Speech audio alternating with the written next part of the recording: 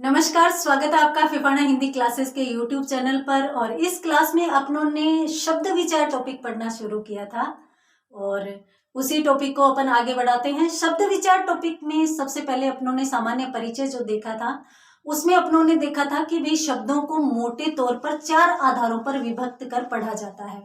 तो अपन यहाँ पर 2 प्रकार पढ़ चुके हैं। कौन कौन से? तो चलिए एक बार अपन शुरू करते हैं टॉपिक को। शब्द विचार। शब्द विचार टॉपिक में सबसे पहले जो शब्द आते हैं वो आते हैं उत्पत्ति के आधार पर शब्दों के प्रकार। उत्पत्ति के आधार पर अपनों ने 5 प्रकार के शब्द देखे: तत्सम, तद्भव, देशज, विदेशज और संकर शब्द। उसके बाद दूसरा भेद आता है व्युत्पत्ति के आधार पर शब्द। तो व्युत्पत्ति या रचना या बनावट के आधार पर जो शब्द हैं वो 3 प्रकार के होते हैं। अपनों ने पिछली क्लास में देखा था रूढ़ शब्द, यौगिक शब्द और योग रूढ़ शब्द, और उम्मीद करती हूँ बहुत अच्छे से समझ में आए होंगे। चलिए अपन बढ़ते हैं तीसरे भेद की तरफ। और तीसरा जो भेद है वो है अर्थ के आधार पर। अर्थ के आधार पर देखिए, हमारी हिंदी का एक बहुत बड़ा शब्दकोश है और उस शब्दकोश में जितने प्रकार के शब्द हैं, जितने भी शब्द हैं, उनको अपन अर्थ के आधार पर कितने भागों में विभक्त कर सकते हैं।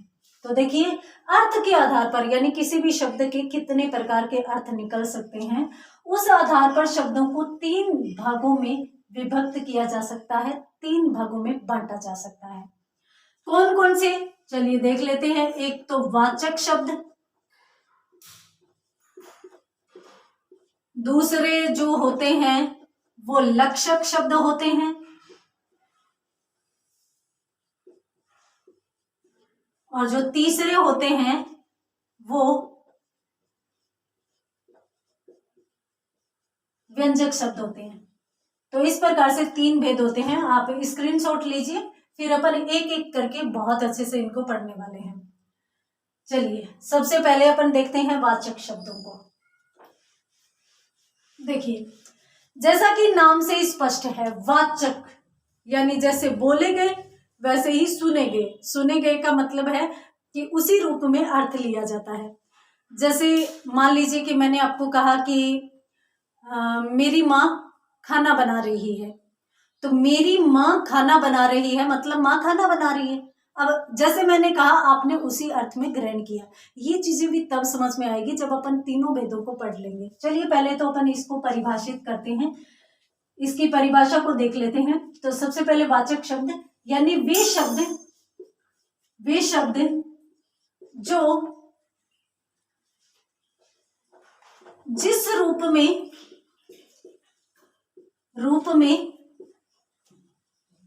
बोले जाते हैं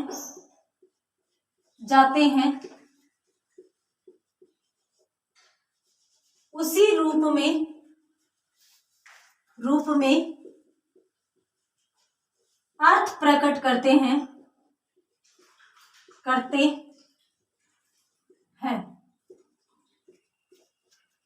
क्या कहलाते हैं? वाचक शब्द कहलाते हैं। वाचक शब्द कहलाते हैं। तो वे शब्द जो जिस रूप में बोले जाएंगे उसी रूप में अर्थ ग्रहण किए जाएंगे, तो उनको अपन वाचक शब्द कह सकते हैं। स्क्रीनशॉट लीजिए। उसके बाद अपन इनको इस तरीके से भी देख सकते हैं।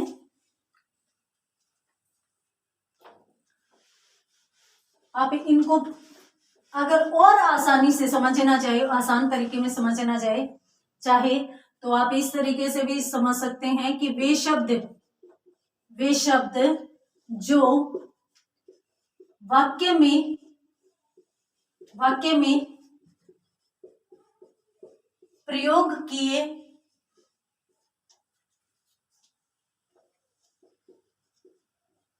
जाने के बाद अपने मुख्य अर्थ या लोक प्रचलित अर्थ को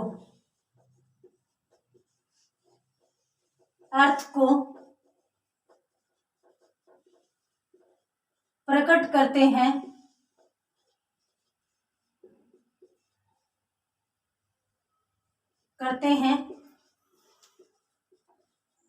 वाचक शब्द कहलाते हैं।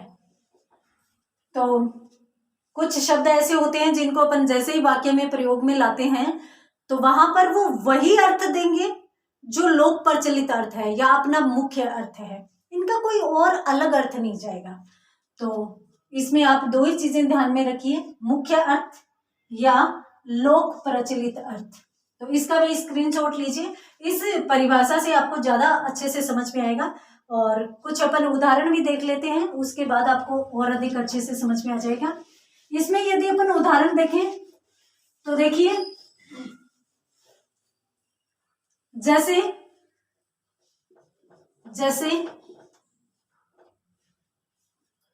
सीता गीत गा रही है। तो सीता गीत गा रही है, आप क्या समझे? सीता नाम की कोई गुड़िया है, कोई लड़की है जो गीत गा रही है। यानी जिन जिन शब्दों को वाक्य में प्रयोग किया गया है वो अपने मुख्य अर्थ को या लोक प्रचलित अर्थ को प्रकट कर रहे हैं। लोक प्रचलित अर्थ का मतलब है कि ये वाक्य आप किसी के भी समक्ष रख दीजिए, किसी के सामने बोल दीजिए, वो उसी अर्थ में ग्रहण करेगा कि भाई सीता नाम की कोई लड़की गीत गा रही है। किसी के सामने रखो, सब जगह समान अर्थ में जाएगा। उसी प्रकार से मान लीजिए एक वाक्य अपन और देख लेते हैं, जैसे राधा सिलाई का काम करती है। अब इस वाक्य को भी देखिए, राधा सिलाई का काम करती है। आप इस वाक्य को भी किसी के भी समक्ष रख दीजिए, सबके सब इसी अर्थ में जाएंगे कि राधा नाम की कोई लड़की है जो सिलाई का काम करती है। उसी प्रकार से मान लीजिए कि एक वाक्य आपके सामने है, गाय घास खा रही है। अब गाय जो है वो घास खा रही है, ये भी अपने लोक प्रचलित यानी लोगों में प्रचलित अर्थ या मुख्य अर्थ को ही प्रकट करेंगे। इनका अर्थ किसी के भी अनुसार किसी भी प्रकार से बदलेगा नहीं। तो ये वाक्य आपको समझ में आ गए होंगे।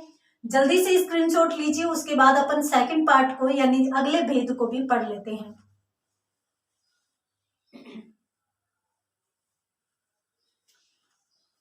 चलिए दूसरा भेद देख लेते हैं। वाचक शब्द के बाद कौन सा आएगा? लक्षक शब्द।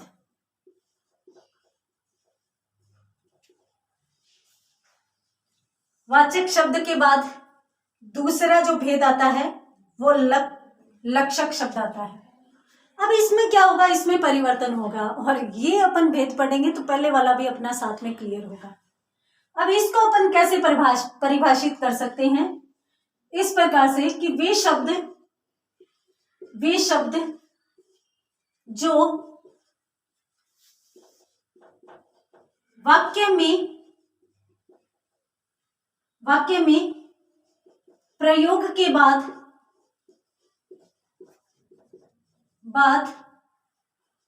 अपने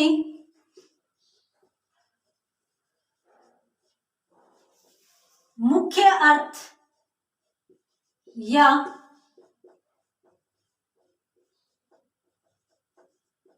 लोक प्रचलित अर्थ को प्रकट न करके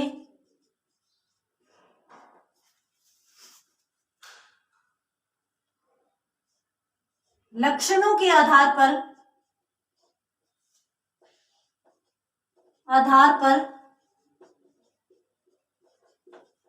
अन्य अर्थ, लक्षणों के आधार पर अन्य अर्थ प्रकट करते हैं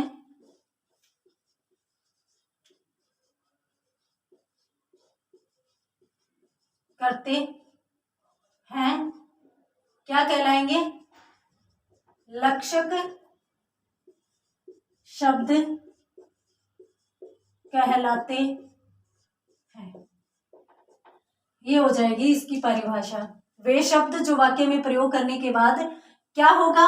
अपने मुख्य अर्थ या लोक प्रचलित अर्थ को यदि प्रकट करेगा तब तो वाचक शब्द हो जाएंगे, और मुख्य अर्थ या लोक प्रचलित अर्थ को प्रकट न करके लक्षणों के आधार पर अर्थ प्रकट करेंगे या लक्षणों के आधार पर श्रोता अर्थ ग्रहण करेंगे तो वहां पर ये शब्द लक्षक शब्द कहलाएंगे। जल्दी से स्क्रीनशॉट लीजिए, फिर अपन इनके भी कुछ उदाहरण देख लेते हैं, उसके आधार पर आपको समझ में आएगा। देखिए,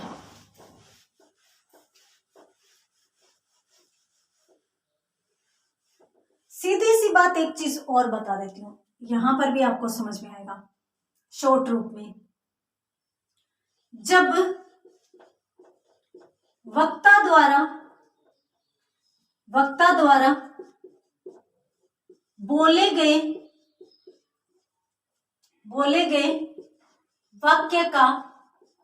वाक्य का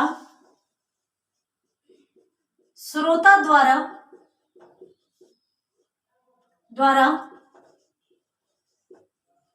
सीधा अर्थ न ग्रहण करके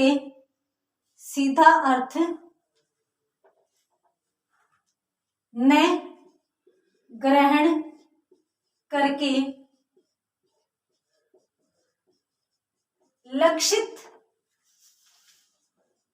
अर्थ को ग्रहण किया जाता है तो वे लक्षक शब्द कहलाते हैं। उम्मीद करती हूं अब और अच्छे से क्लियर हुआ होगा। जब वक्ता द्वारा बोले गए वाक्य, यानी पहले मैंने यूं कहा था मेरी माँ खाना बना रही है, आपने उसी अर्थ में ग्रहण किया, जबकि ये ऐसे होंगे कि जिनमें वाक्य में जो श्रोता है वो उसी अर्थ को ग्रहण न करके लक्षित अर्थ को ग्रहण करेगा। अर्थात मैं जो बोलने जा रही हूं उसमें मेरा लक्ष्य क्या है, आप उस लक्ष्य को ग्रहण करोगे, न कि शब्दों का सीधा अर्थ लगाओगे। जैसे स्क्रीनशॉट लीजिए इनका, उसके बाद मैं वाक्य बता देती हूं आपको।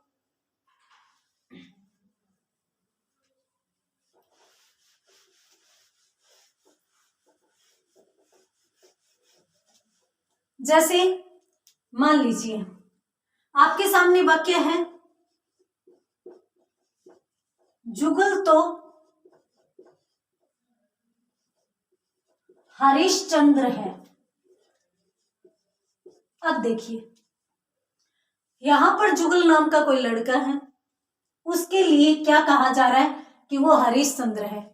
अब अपन हरिश्चंद्र, राजा हरिश्चंद्र की कथा को सब पहचानते हैं, सबने सुनी है कि राजा हरिश्चंद्र सत्यवादी थे। तो अब आप ये नहीं समझेंगे कि जुगल ने अपना नाम बदल लिया, वो हरिश्चंद्र बन गया, या उसने हरिश्चंद्र नाम से कुछ खरीद लिया, या वो हरिश्चंद्र बन गया। ऐसा कुछ भी अर्थ नहीं ग्रहण करेंगे आप। इसमें वक्ता द्वारा बोले गए वाक्य के लक्षित अर्थ को ग्रहण करेंगे, और लक्षित अर्थ क्या है? सत्यवादी, यानी जुगल क्या है? सत्यवादी है, सत्य बोलने वाला है। तो इस प्रकार से इसमें लक्षित अर्थ ग्रहण किया जाएगा, शब्दों का सीधा अर्थ नहीं लगाया जाएगा। उसी प्रकार से और वाक्य देख लीजिए। जैसे मान लीजिए आपके सामने एक वाक्य है, वह लड़की तो गाय है। अब वह लड़की तो गाय है, अब इस वाक्य में आप ऐसे नहीं सोचेंगे कि वो लड़की गाय बन गई, और नहीं ये सोचेंगे कि उस लड़की का नाम गाय है, या ये भी नहीं सोचेंगे कि गाय का नाम लड़की है। आप इस प्रकार का अर्थ नहीं ग्रहण करेंगे, आप गाय का लक्षित अर्थ ग्रहण करेंगे, और लक्षित अर्थ क्या है? सीधापन। अपन सामान्यतः कोई भी लड़की, कोई भी बच्चा सीधा होता है तो उसके लिए अपन कह देते हैं कि वो तो गाय है, वो सीधा है बिल्कुल। तो इसलिए इसका भी लक्षित अर्थ ग्रहण किया जाएगा, न कि इसका शाब्दिक अर्थ यानी मुख्य अर्थ ग्रहण किया जाएगा। उसी प्रकार से अपन एक दो वाक्य और देख लेते हैं। देखिए, जैसे मान लीजिए कि मैंने यूं कहा, रितुल तो महात्मा गांधी है। अब मैंने यहां पर वाक्य लिखा कि रितुल तो महात्मा गांधी है। अब आप ये तो नहीं समझेंगे कि रितुल महात्मा गांधी बन गया, या महात्मा गांधी ने महात्मा गांधी का नाम बदल दिया, या रितुल ने नाम महात्मा गांधी रख लिया, ऐसा तो आप कुछ सोचेंगे नहीं। अर्थात यहाँ पर महात्मा गांधी का लक्षित अर्थ जाएगा। और लक्षित अर्थ कौन सा? महात्मा गांधी सत्य व अहिंसा के पुजारी थे। तो यहाँ पर आप ये सोचेंगे, ये अर्थ ग्रहण करेंगे कि रितुल नाम का कोई लड़का है जो सत्य व अहिंसा को अपनाता है, इसलिए उसको महात्मा गांधी कह दिया गया है। तो अब आपके वाचक शब्द और लक्षक शब्द दोनों क्लियर हो गए होंगे। जल्दी से स्क्रीनशॉट लीजिए, फिर अपन तीसरे भेद की तरफ बढ़ते हैं। तो यहाँ पर अपने दो भेद क्लियर हो चुके हैं। वाचक शब्दों में बोले गए शब्दों का ज्यों का त्यों अर्थ ग्रहण किया जाता है। लक्षक शब्दों में बोले गए शब्दों का ज्यों का त्यों अर्थ ग्रहण न करके उनका लक्षित अर्थ ग्रहण किया जाता है। तीसरा शब्द या तीसरे शब्द है व्यंजक शब्द। व्यंजक शब्द, अब व्यंजक शब्द जहां पर व्यंजित अर्थ ग्रहण किया जाए उसी को ही अपन क्या कहेंगे? व्यंजक शब्द कहेंगे। जैसे मान लीजिए कि कोई एक शब्द बोला जाता है और उस एक शब्द को अलग अलग लोगों के सामने बोला जाए, और जैसे ही अलग अलग लोगों के सामने बोला जाए तो सबके लिए अलग अलग संदर्भ में अलग अलग अर्थ देकर जाए, तो वो शब्द क्या कहलाएंगे? व्यंजक शब्द। देख लेते हैं, परिभाषा देख लेते हैं। वे शब्द जो वाक्य में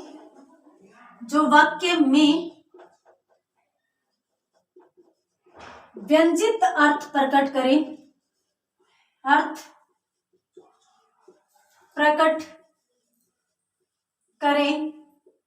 अर्थात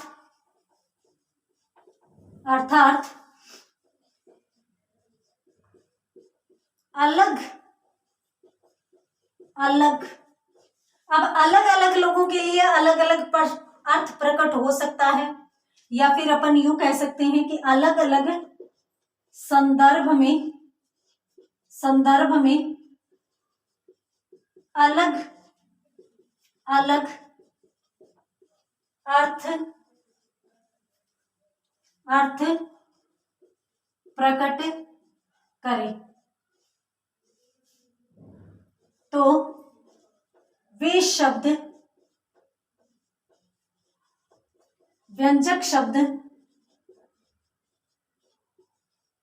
कहलाते हैं। ठीक है, व्यंजित अर्थ प्रकट करने वाले शब्द व्यंजक शब्द कहलाते हैं। सीधी सी बात यह है। और अगर और आसान, पहले आप स्क्रीनशॉट लीजिए, उसके बाद मैं और आसान तरीका बता देती हूँ। जैसे मान लीजिए कि मैंने कोई भी शब्द बोला, दो लोग मेरे सामने खड़े हैं, एक ने कुछ और अर्थ निकाला, एक ने कुछ और अर्थ निकाला, तो वो मेरे द्वारा बोला गया वाक्य, वो मेरे द्वारा बोला गया शब्द व्यंजक शब्द कहलाएगा। जैसे मान लीजिए कि एक घर में 5 लोग हैं, मैं अपने ऊपर ही बताती हूँ। देखिए, मैं 7 बजे घर से निकलती हूँ, तो जैसे ही 6:30 का टाइम हुआ, मान लीजिए 6:30 बजे, 6:30 बजते ही मैं यूं कहूंगी कि 6:30 बज गए, मतलब मेरे लिए 6:30 बजने का है कि मुझे घर से निकलने की तैयारी करनी चाहिए। मेरा 6:30 का मतलब 6:30 हो गए नहीं, 6:30 का मतलब कि घर से निकलने की तैयारी। अब घर में और भी लोग हैं। अब कुछ लोग, मान लो कि छोटा भाई है तो उसको कहीं जाना नहीं है, वो रात को पढ़ाई करता है, तो वो मान लो कि 7:30 या 8 बजे उठता है, तो उसके लिए जैसे ही उसने नींद खुली देखा 6:30 हुए हैं, यानी उसके लिए बहुत जल्दी है और मेरे लिए बहुत लेट। तो ये समय का सूचक जो शब्द होते हैं वो हर एक व्यक्ति के लिए अलग अर्थ प्रकट करते हैं। जैसे मान लो मेरी मम्मी है तो उनके लिए 6:30 हो गए, यानी आरती की तैयारी का टाइम हो गया। पापा के लिए कोई भी एक्सरसाइज का टाइम हो गया। तो इस प्रकार से सब लोगों के लिए अलग अलग अर्थ प्रकट करता है। तो ये टाइम से सूचक यानी समय सूचक जो शब्द होते हैं वो लगभग हमेशा ही अलग अलग संदर्भों में प्रकट होते हैं। तो इस प्रकार के वाक्य सदैव व्यंजित अर्थ में जाते हैं, व्यंजक शब्दों में। और एक बार सेकंड ग्रेड की एग्जाम में भी पूछा गया था कि 9 बज गए वाक्य किस प्रकार का है, तो व्यंजक शब्दों वाला वाक्य वो माना जाएगा। तो जल्दी से इसका स्क्रीनशॉट लीजिए। उसके बाद एक दो उदाहरण देख लेते हैं अपन इसमें।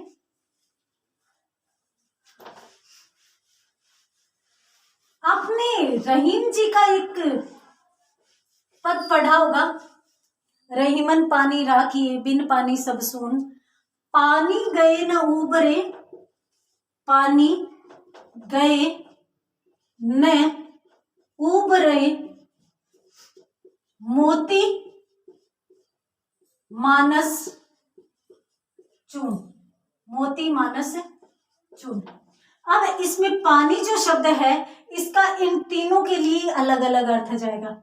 मोती के लिए पानी का अर्थ है चमक, यानी मोती का पानी अर्थात मोती की चमक यदि नहीं रहे तो उसका कोई भी मोल नहीं है, उसका मूल्य समाप्त हो जाता है। गए न उबरे यानी चला जाता है तो वापस नहीं आ सकता है। उसी प्रकार से मनुष्य, मनुष्य के संदर्भ में पानी का अर्थ जाता है इज्जत से, यानी मनुष्य की एक बार इज्जत खराब हो गई, इज्जत चली गई तो बाद में वापस नहीं आ सकती। उसी प्रकार से आटे, आटे के संदर्भ में पानी का अर्थ जल में जाता है, यानी यदि आटे के साथ जल का मेल नहीं हो तो कुछ भी नहीं हो सकता। तो इस प्रकार से ये एक शब्द पानी है और अलग अलग संदर्भों में अलग अलग अर्थ प्रकट कर रहा है। तो इसलिए अपन इन शब्दों को क्या कहेंगे, या इस शब्द को पानी को क्या कहेंगे, व्यंजक शब्द कहेंगे। उसी प्रकार से अपन एक दो उदाहरण और देख लेते हैं। देखिए,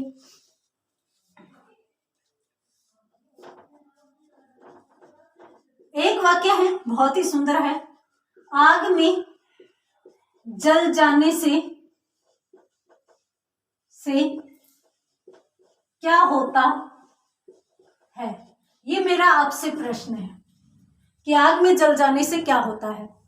सोचिए, विचार कीजिए, लिखिए कमेंट बॉक्स में कि आग में जल जाने से क्या होता है। अब देखिए, लगभग बच्चे यूं कहते हैं कि छाले पड़ जाएंगे, व्यक्ति जल जाएगा, राख हो जाएगी, अनेक प्रकार के अर्थ आते हैं। जबकि एक अर्थ ये भी आ जाता है कि आग बुझ जाएगी, यानी जल का मतलब जलना भी होता है तो साथ साथ जल का मतलब पानी भी होता है। तो आग में जल डाल दोगे, पानी डाल दोगे तो आग बुझ जाएगी, और आग में यदि जल जाओगे तो या तो राख हो जाएगी या छाले पड़ जाएंगे, कुछ भी हो जाएगा।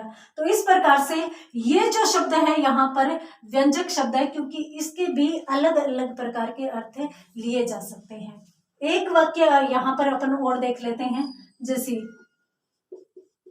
कौवा उड़ता आकाश में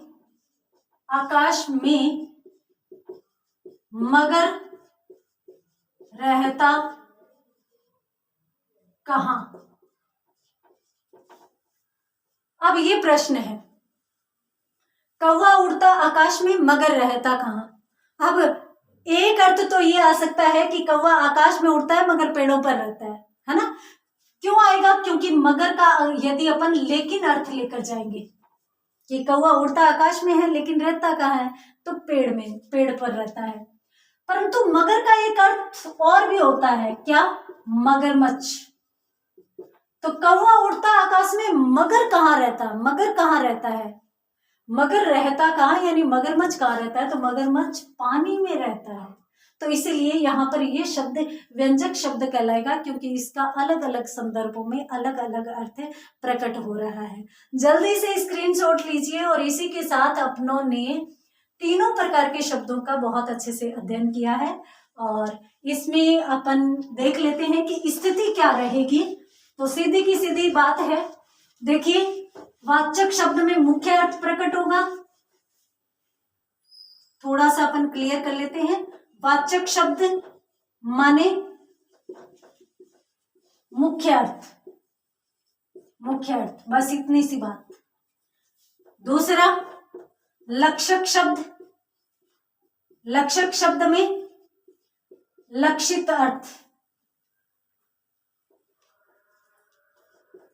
लक्षित अर्थ। और लक्ष्य किसका?